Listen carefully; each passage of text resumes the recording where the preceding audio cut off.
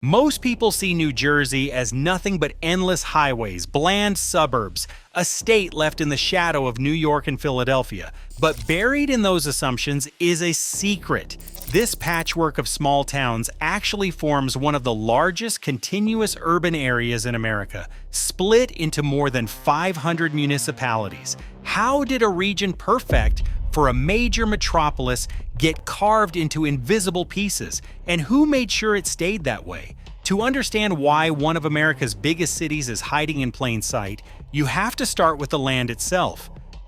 New Jersey's borders are written in water. To the east, the Atlantic Ocean stretches for over 100 miles, shaping the coastline into a long, narrow edge. The entire western side is hemmed in by the Delaware River and Delaware Bay, a winding barrier that separates the state from Pennsylvania.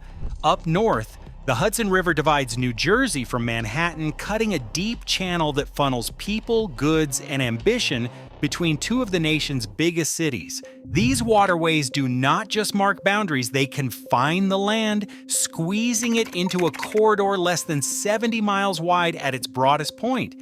This natural funnel has always channeled movement along a single strip, forcing roads, railways, and early settlers into the same narrow band. Unlike other states where cities could sprawl in every direction, here geography pressed everything together. The result is a state that is not sprawling outward but stretching lengthwise, with its dense development wedged between rivers and the sea.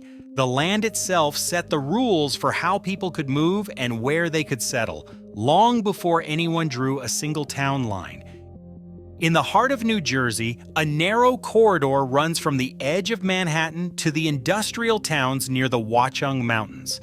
This is the Piedmont, a stretch of flat, fertile land bordered by the Passaic and Hackensack rivers. Here the ground is level, the soil is rich, and the waterways are deep enough for ships and barges. Everything about this place seems built for a metropolis. Railroads and highways thread through the region, following the same routes carved by rivers centuries before. Factories, warehouses, and row houses fill the landscape, packed close together in a dense, unbroken strip.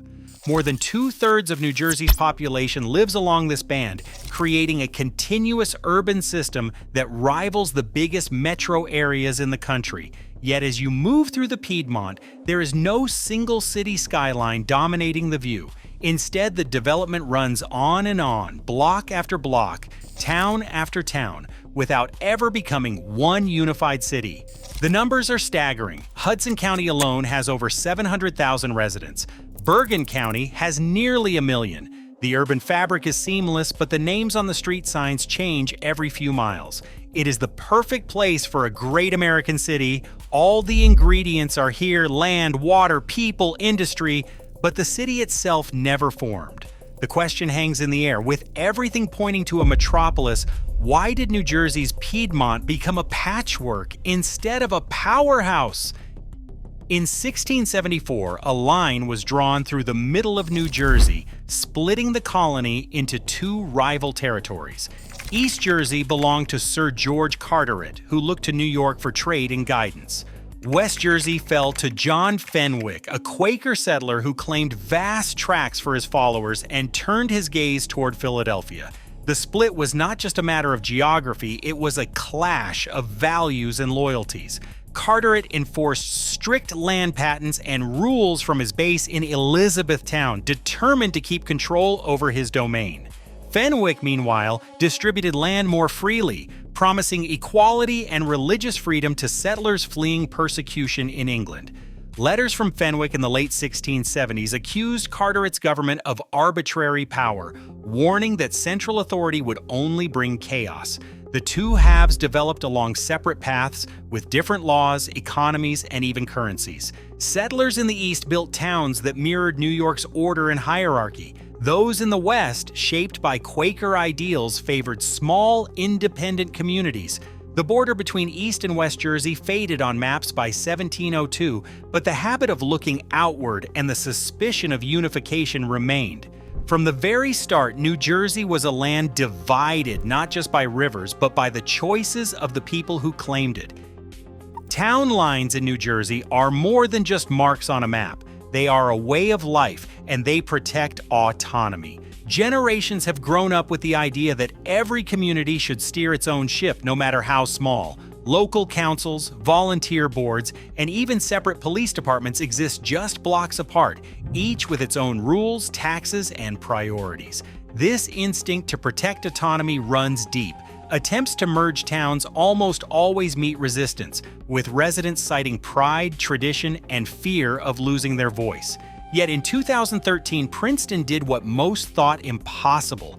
Two nearly identical communities, Princeton Borough and Princeton Township, voted to become one. The decision was close, but the outcome was clear. One government, one tax base, one identity. Within 2 years, the unified Princeton cut administrative costs by 25%, trimmed its staff, and saved millions. Services improved, residents saw property taxes drop, and satisfaction rose. The Princeton merger stands out as a rare exception in a state defined by its fierce localism, a single case where the promise of efficiency beat the pull of tradition. In 1894, New Jersey's obsession with local control reached its breaking point. Lawmakers passed the Borough Act, a law that made it shockingly easy for neighborhoods to break away and form their own municipalities. All it took was a petition from property owners controlling just 10% of the land value in a township and a quick referendum, sometimes with as little as 10 days' notice. Suddenly, any group with enough clout could carve out a new borough complete with its own government, tax base, and school system. The effect was instant and explosive. Bergen County alone saw 26 new boroughs spring up in a single year. Developers and local politicians raced to draw new lines, often to dodge township debts or to grab a seat on the county board. Some towns gerrymandered their boundaries to scoop up the best tax ratables, while others split off simply to keep control of their schools. The rush was so intense that by the end of the decade, New Jersey had hundreds of towns packed into the same stretch of land. Today, the state is split into 564 municipalities, each fiercely independent, each a product of that one legislative spark. The urban fabric was not just cut, it was diced block by block into a maze of borders that still shape daily life. Add together the people living in the continuous urban corridor of northeastern New Jersey, Hudson, Essex, Union, Bergen, and Passaic counties, and the total reaches nearly 4.8 million. That is more than Los Angeles, nearly twice the population of Chicago proper, and larger than any city on the East Coast except New York itself. The economy matches the scale. Combined, these counties produce around $500 billion in goods and services every year, rivaling the gross domestic product of entire states. The infrastructure is already built for a metropolis. 3 major airports, Newark, Teterboro, and the New York airports just across the river anchor the region. The port of Newark and Elizabeth handles more cargo than almost any port in the country. PATH trains and New Jersey Transit lines shuttle hundreds of thousands across invisible borders every day, binding the area together in practice, if not on paper. The Port Authority of New York and New Jersey acts like a regional government, running bridges, tunnels, ports, and rails that ignore the patchwork of local lines. By every measure, population, economy, and shared infrastructure, this is a mega city in all but name. What is missing is the unity to match its scale.